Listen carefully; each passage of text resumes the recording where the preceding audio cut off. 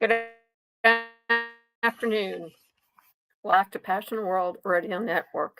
Extra, extra, read all about it.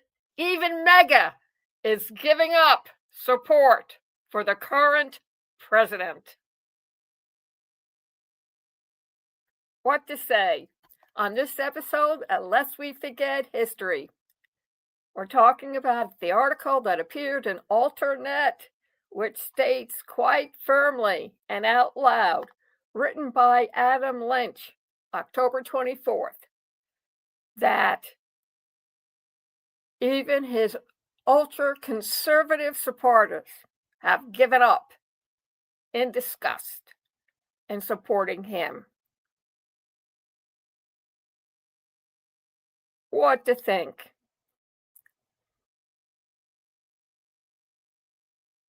The current president and his handlers relied on Project 2025, and the architect of 2025, Russell Vought, hoped to downgrade democracy into a kingship like King Charles over in England, but is governed by a parliament, something Mr. President keeps on ignoring or forgetting. But somehow it's not happening, and even hardline critics are getting depressed. The New Republican writer, Virginia Heffernan, said that Vought must be able to tear down democracy quickly before American citizens realize what's happening. Unfortunately for Mr. President, he keeps getting stalled by courts, protests, and his own neurotic obsessions. Mr. Musk's stick managed to cut from the federal budget only about 5% of the $1 trillion in cuts that the big man promised. Heffernan said, and I quote, "Since then, Vought, with his stealthier tactics, has proven unable to fully demolish the rule of law. Of the 470 legal challenges to this administration, a significant number have been filed against Dodge, DOGE, and OMMB. Since April, Mr. President has signed only 66 EOS, and only one so far this month. Project 2025 has achieved fewer than half of his objectives. Yay, good for us." Heffernan said Vought planned to dismantle, quote, "the policy plans and preferences of a radical, supposedly woke faction of the country. Once that cartel of wokeness was gone, Vought expected America to toss our hats in the air and embrace Mr. President as our king."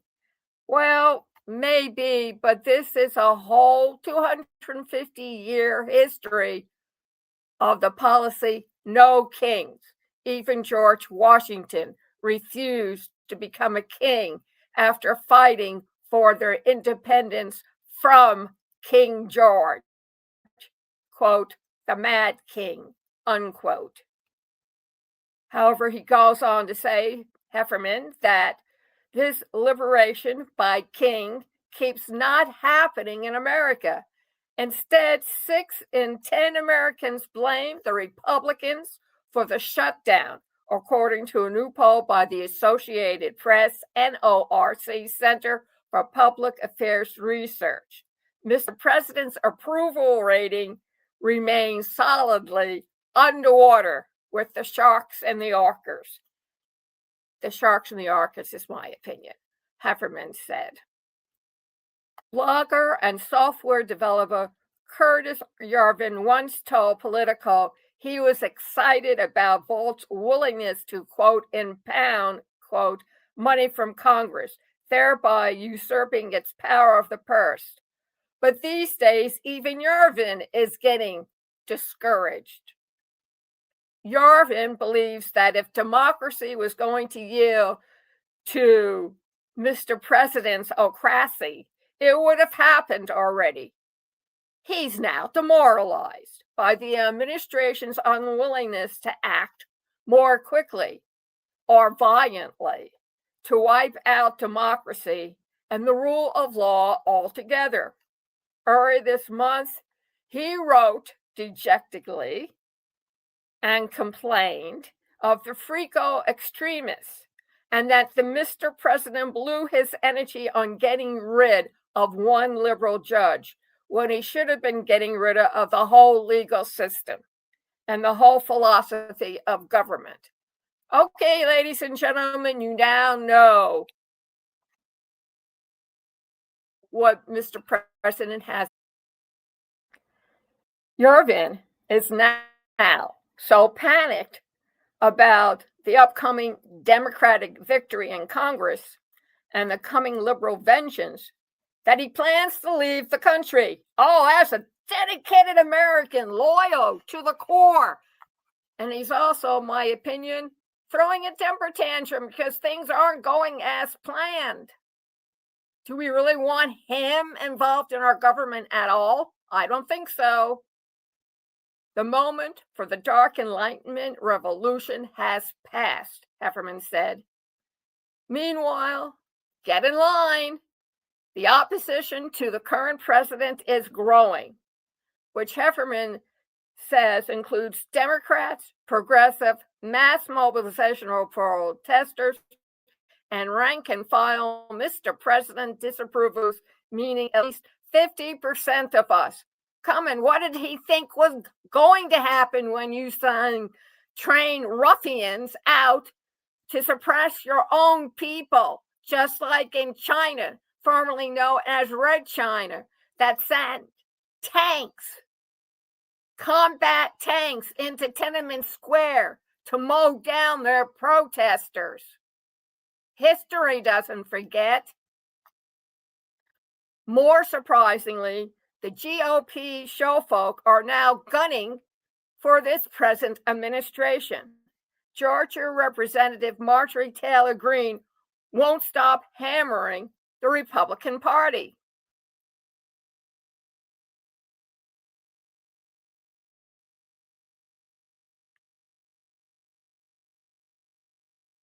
So, what do you make of this?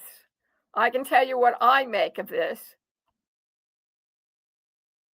But here are some of the reactions that people have had to this article. Number one, we deeply regret these errors. The current administration, DOJ, admits it submitted false information to the court. House leaders torches Mr. President's out-of-control press secretary. Conservative legal scholar dismantles sheriff's arrest of ex-cop who posted anti-Kirk message. Who does this? Only in a dictatorship, only under an empire, only under a king, under Peter the Great, under Hitler, under Mussolini.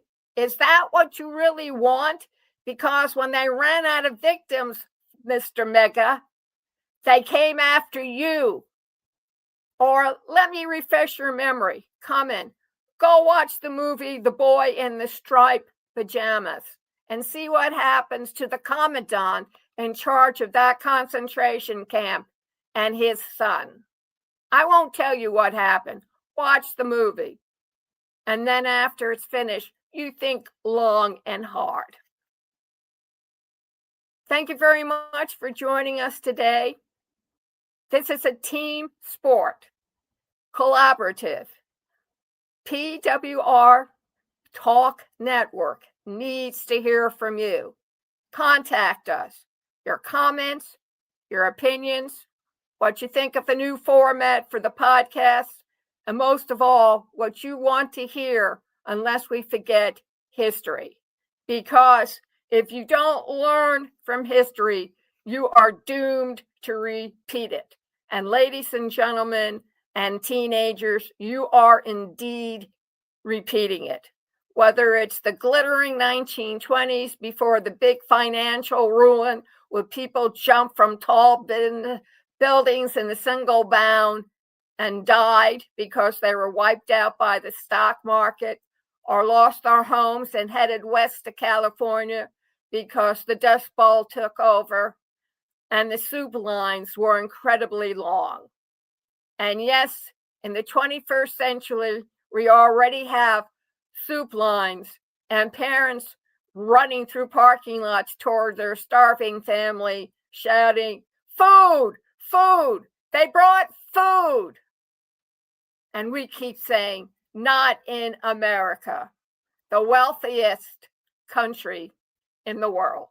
PWR Network LLC at gmail.com. We're waiting to hear from you, and only you can make a difference for your great country, the United States of America.